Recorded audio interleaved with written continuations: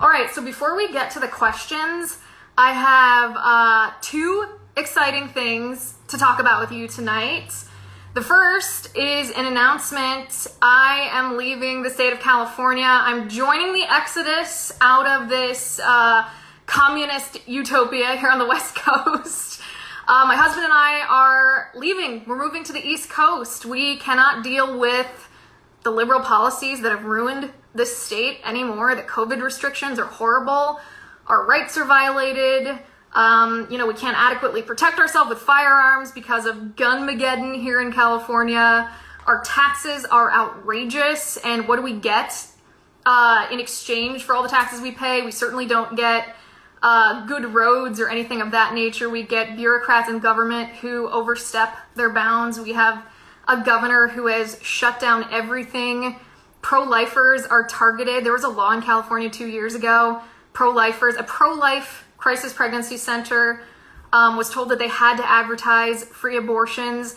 There's radical sex ed and 1619 Project being taught in public schools. I mean, the state is a disaster and we're brushing our hands off. We are out of here. We are taking our tax dollars and we are heading back to the East Coast. So I wanted to make that an official announcement. Just a couple weeks, and actually the day after Election Day, California, we are kissing you goodbye. So that's the first thing that I wanted to bring up. The second thing that I wanted to bring up has to do with it. There's another reason that we are leaving the state of California. The other reason is my new job. I know you guys have been waiting really patiently for me to be able to announce that.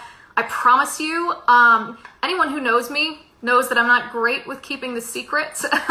So I'm dying to tell you what this is, and I finally have a date for when I can tell you. I will tell you all about my exciting new venture, which I think you're going to be really stoked about. I know I'm really stoked about. I will announce that to you when we come back from Thanksgiving break. So we're going to get through the election here. We're going to get through the first holiday. Right after that, I will tell you everything you need to know, everything you want to know. So I appreciate, by the way, the just thousands and thousands of emails and messages and comments and DMs and everything. I appreciate everybody reaching out and wishing me luck and asking me what I'm doing next. Believe me, I will tell you just as soon as I can. And that's about, a month? Are we a month out from Thanksgiving now?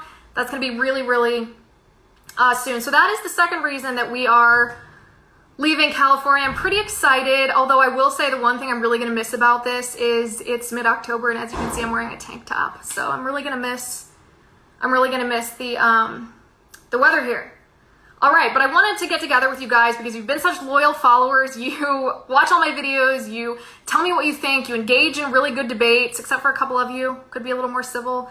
But everybody has been just so wonderful to me throughout the past 5 years during my last show, and I know you're going to be just as wonderful in my new venture. So I wanted to sit down with you sort of in a more casual setting, talk to you, answer questions, just hang out for a bit. So keep sending in the questions. We are collecting them, and I will try to go through them, as many of them as I can. So let's get started. Okay, so first question is, up until this week, Democrats consistently attacked Amy Coney Barrett's faith in relation to her Supreme Court nomination, but it seemed like during the hearings, they stopped and didn't have many real attacks on her at all. The question is, what changed? That's a really good question. It's a really good observation because it is funny. Actually, I credit Dianne Feinstein, Democratic Senator Dianne Feinstein, 87 years old, for the reason that Amy Coney Barrett is going to be a Supreme Court justice. No one could be more opposed to Coney Barrett than Dianne Feinstein is. But because she was so discriminatory towards Barrett 2 years ago when Barrett was in the Senate for hearings for confirmation for the 7th Circuit Court of Appeals, and Dianne Feinstein attacked her Catholic religion, saying that dogma lives loudly in you, as if that's a bad thing or something. That's the reason why conservatives know Amy Coney Barrett's name, why we know her history, we know her background, we know her experience. I mean, her record is impeccable. She not only has the credentials for it, she also has this sort of interesting concept of judicial temperament. She's calm, she's rational, she's implacable, if you will. She's not easily peer pressured. And I think Democrats realize that there are a lot of Christian Democrats too, and the American people in general are very, very turned off when politicians attack when politicians attack private citizens or nominees for the Supreme Court based on their religious beliefs. So the Democrats know they're going to lose. Amy Coney Barrett is going to be confirmed, and they're not attacking her religion because they know that it's just going to cost them political capital. That's the first question. Second question, why is it problematic that Joe Biden won't answer whether or not he will pack the Supreme Court? This is problematic for two reasons. One, he obviously is going to pack the Supreme Court if he's elected president. We all know that. This is Democrats surrounding Joe Biden, including Joe Biden's vice presidential running mate, have all said that they've been supportive of this. This is the only way the Democrats can make sure that their radical leftist agenda is actually imposed on you and me. The people's representatives in the legislature aren't going to pass it. States aren't going to pass it. The president, the chief executive, doesn't have the authority to pass that radical leftism. So what are they going to do? Well, they're going to rely on the court. Of course, Joe Biden is going to do that if he is elected president. He doesn't want to tell us because he knows that we don't like that idea. The second reason it's problematic is just because any politician who refuses to tell you where he or she stands on a political topic until that person is in a position of power is a problem.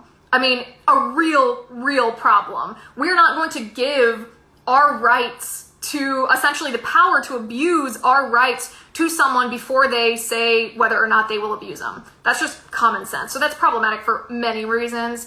And I think it's actually going to really hurt Joe Biden. I think that's going to be one of the crucial mistakes in his campaign. But we will have to see. What is it, less than 3 weeks now? Okay, next question. What do you think would be the ramifications of winter bringing an increase in COVID-19 cases and the country shutting down again? So this is an interesting question because the ramifications can be looked at in two ways, from sort of a realistic view or a political view. From a political standpoint, this would be, disastrous for our country, right? What are we at?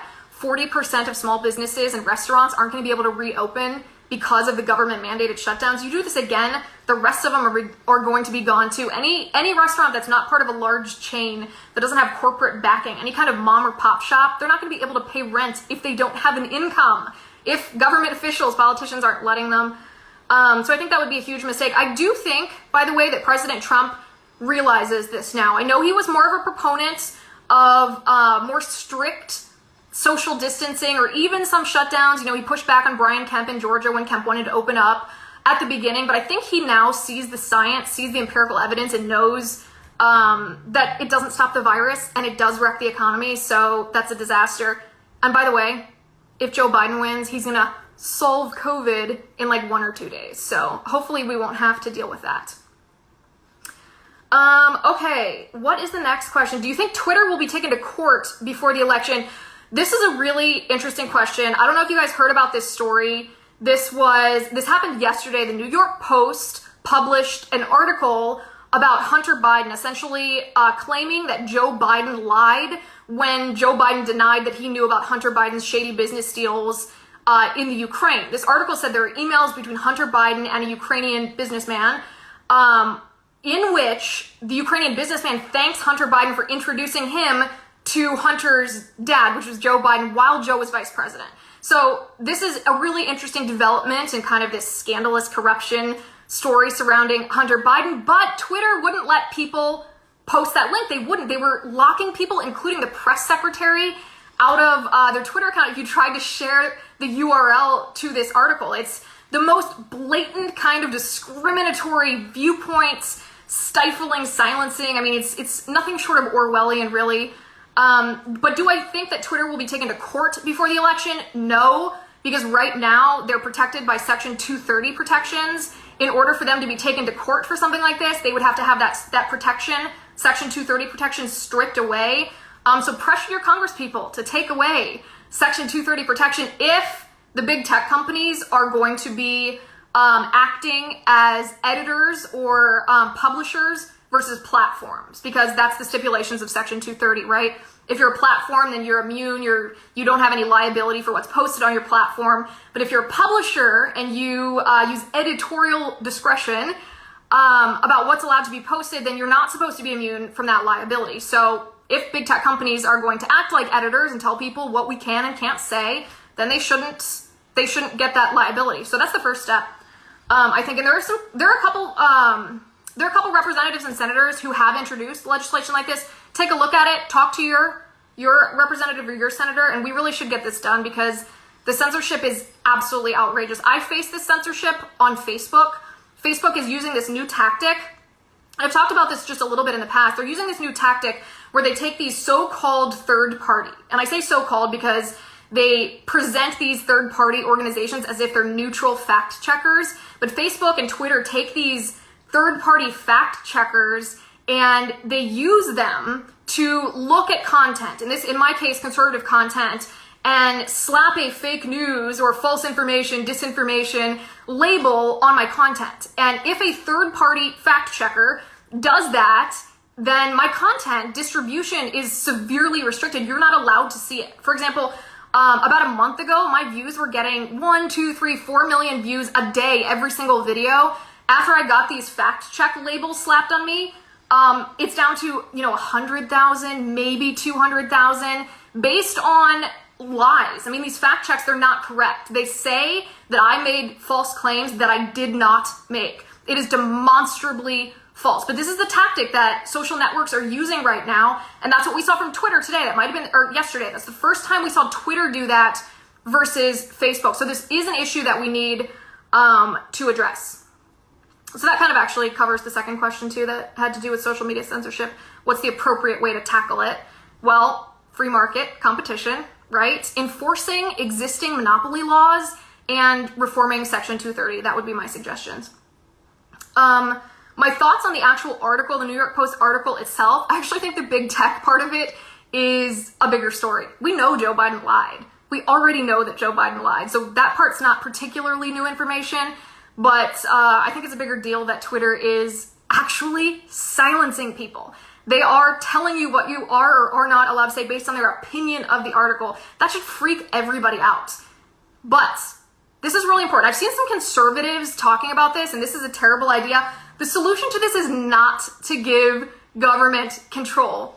We should not be having a takeover of big tech based on this. The last thing we want is government officials in charge of more aspects of our life, especially because typically the balance of power in our nation shifts, right? Sometimes Republicans are in charge or in control. Sometimes Democrats are. So at some point, hopefully not 3 weeks from now, but some point Democrats are going to be in control of government again. Why would we want them telling us what we can and can't say on social media? No, thank you. There's better ways. There's better ways to do that. Okay. Oh, this is interesting. Is the Hunter Biden narrative a winning campaign message for Trump, or should he just focus on economics, which is what people vote on? That's a good question. I think both. I don't think there has to be one narrative.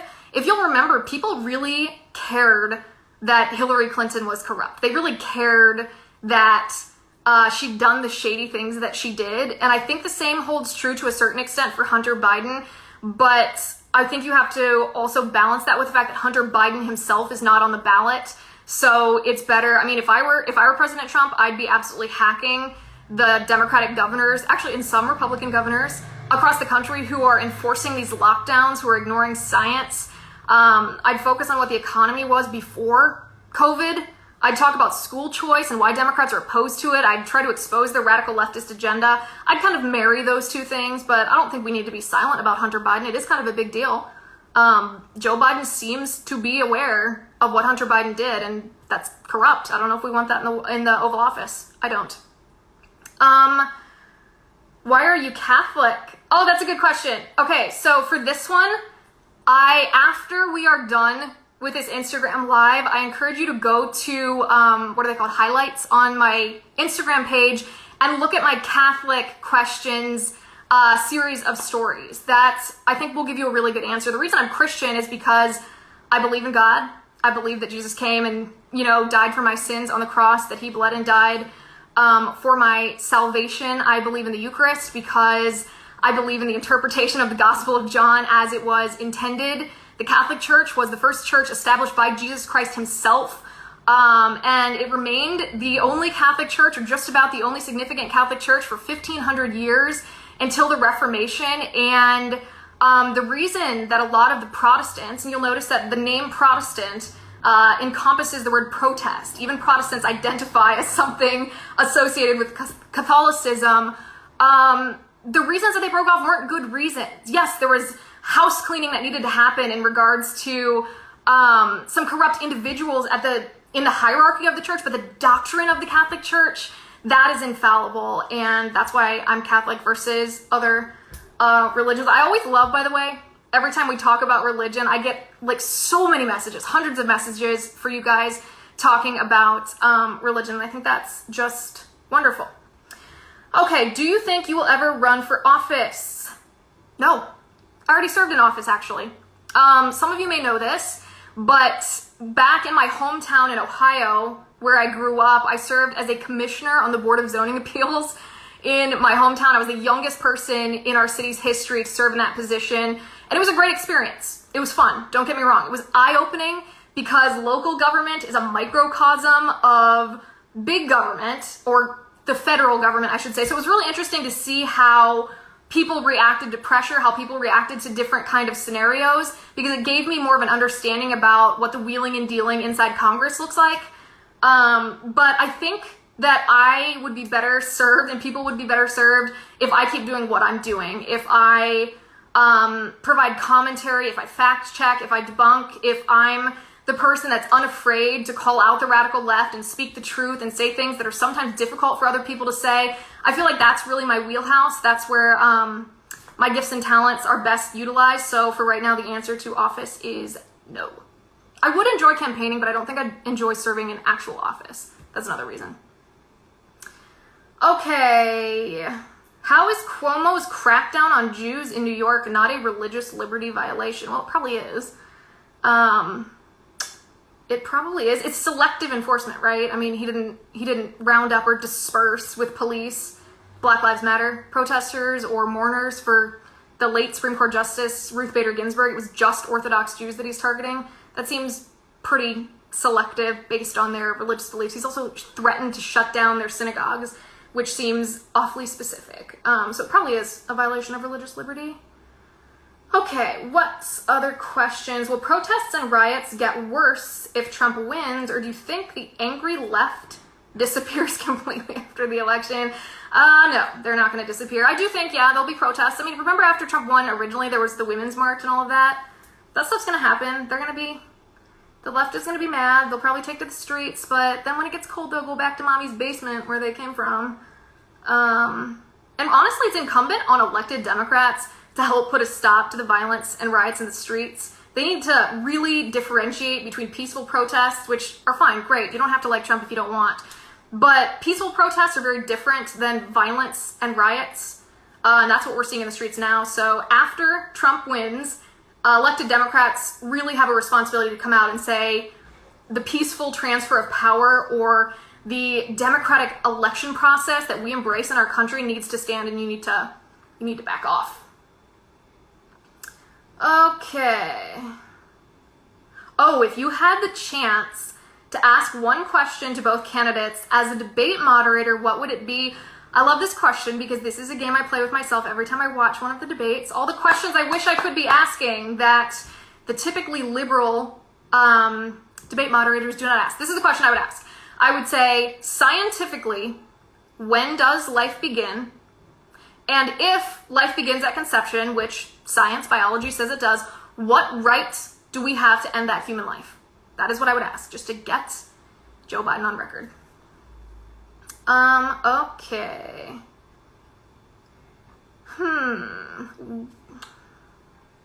Oh, this is a good one. Despite the images and videos on the news, leftists still claim that the protests are mostly peaceful. Do you think we'll ever get them to realize the danger they're putting themselves and the rest of the country in? When it comes to their city, when it impacts their neighborhood, when their businesses are targeted, when they're forced to resort to try to protecting their family, then they might realize that it's not peaceful protests.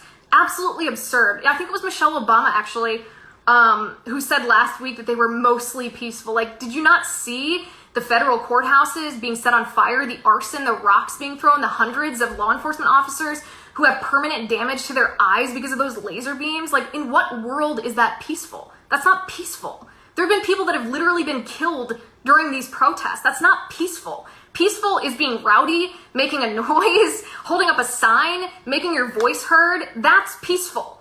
what's happening in the streets is not peaceful.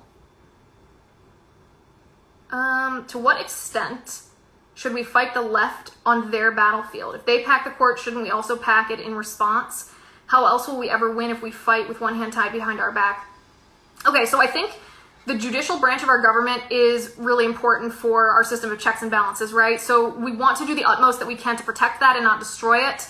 So we shouldn't preemptively pack it, in my opinion. Because if you do pack the court, regardless of which side packs it, it essentially renders the judicial branch obsolete. It's going to be a political operation. It's not really a neutral arbiter of the law. So we should not be doing that first. If the Democrats do it first, maybe as a defensive mechanism so that all of our rights aren't violated, maybe we can have that conversation. But right now, the majority of the American people do not think we should pack the Supreme Court. So we shouldn't surrender the idea that Democrats are going to do that. We should make sure Democrats understand that their voters, their constituents, the American people do not want them to pack the court. And if they do pack the court, that those politicians, Joe Biden, Kamala Harris, whoever, are going to be voted out of office. So we shouldn't assume that their threats are going to be a real thing. Okay, what do you think the single biggest threat, what do you think is the single biggest threat to our Constitution right now? Well, the radical left, of course. I know that's kind of a generalized answer, but I mean, look at their policies. They want socialism. They think they own your rights and that they just loan them to you. They don't think that you have a right to free speech. They don't think you have a right to freedom of the press. They don't think you have a right to freedom of religion. They don't think you have a right to defend yourself and your family and your property with a firearm. They want a Green New Deal. They want Marxism. I mean, this is fundamentally antithetical to the Constitution of the United States. So the radical left, I think, is the biggest threat to our Constitution right now. Okay, a couple more and then we're going to be done, but let me get a couple more of these because there's so many good questions. So many people have asked me what I'm going to make for dinner too. Thinking chili, but I always say that, so it's the easiest thing to make. Okay, do you believe the election will yield the results of the vote of the people or can really be rigged? Okay, this is interesting. So I hate to be a prognosticator. I try to just comment on things that are happening or have happened, or complete an equation essentially that's like 1 + 1 + 1, what does that equal? 3. So I hate to be a prognosticator and just guess what I think is going to happen, but as of right now, it appears to me that there's a valid possibility that President Trump will win on election day and that several days later, all of a sudden, all these vote-in or mail-in ballots will appear and that will heavily favor Joe Biden and it'll be contested. I pray that doesn't happen, but I really think it's incumbent on us to talk about the dangers of that, because it's not just intentional fraud. That's certainly a risk, a vulnerability, but it's also just a bad system. A bad system when you have the post office that is losing ballots, when you have all these crazy stories out of New Jersey and New York, where tens of thousands of voters are disenfranchised by lack of a postage stamp or lack of postage on the ballot. You don't know whether to count them or not count them, and whose vote's going to be disenfranchised if you do it one way or the other. It's a valid conversation to be had. Don't let Democrats tell you that it's just conspiracy theory or fear-mongering to discuss that. Of course we should discuss it. The integrity of all of our votes is on the line. This is a really serious question, a really hard question, and I'm glad that you asked this question, actually. Someone says, what do you think about rape, incest, and sexual assault? That's the first part of the question. So, obviously, that's evil, it's wrong, it's illegal, and it should be penalized to the fullest extent of the law. I'm going to break this question into several parts. That's number one. Number two is, do you think that they have a right to terminate a pregnancy if pregnancy results from these circumstances? No. No, I don't. And the reason for that is the question that I said that I would pose to the two presidential candidates. Scientifically, when does a human life begin? Ask yourself that question. Scientifically, when does a human life begin? A human life begins from the moment of conception. That human life is a distinct individual separate from their mother who has done nothing wrong.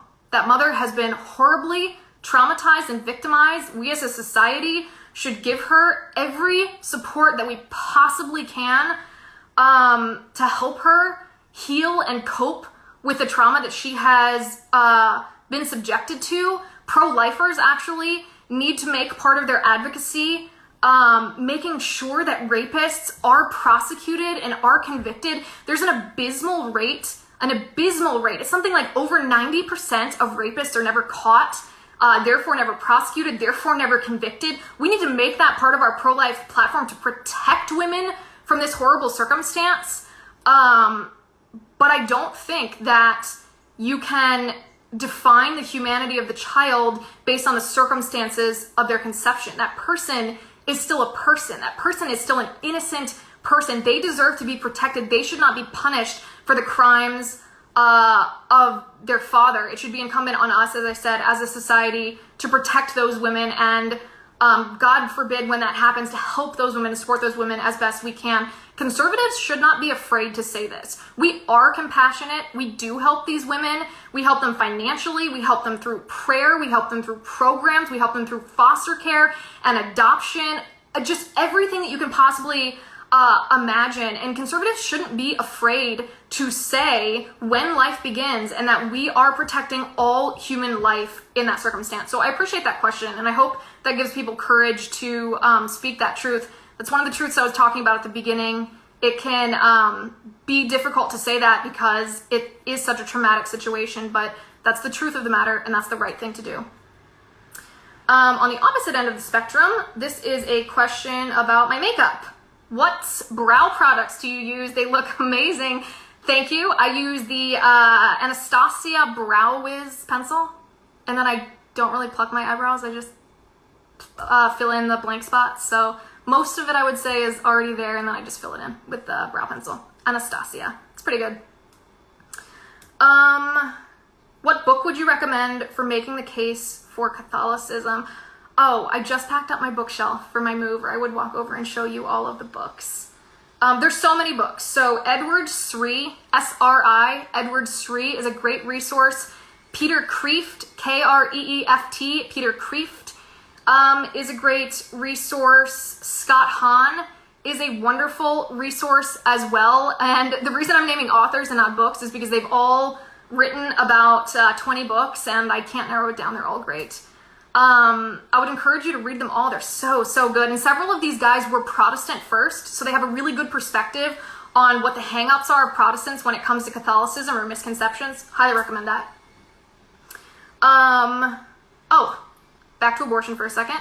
In a follow-up question to the abortion question, what do you think about the day after pill? The day after pill is an abortion. So the day after pill, the functionality of the day after pill thins the endometrial lining, meaning that conception could have already occurred. The woman could have already ovulated, the sperm could have met the egg, they could have fused together, forming a new human life, that is the moment of conception.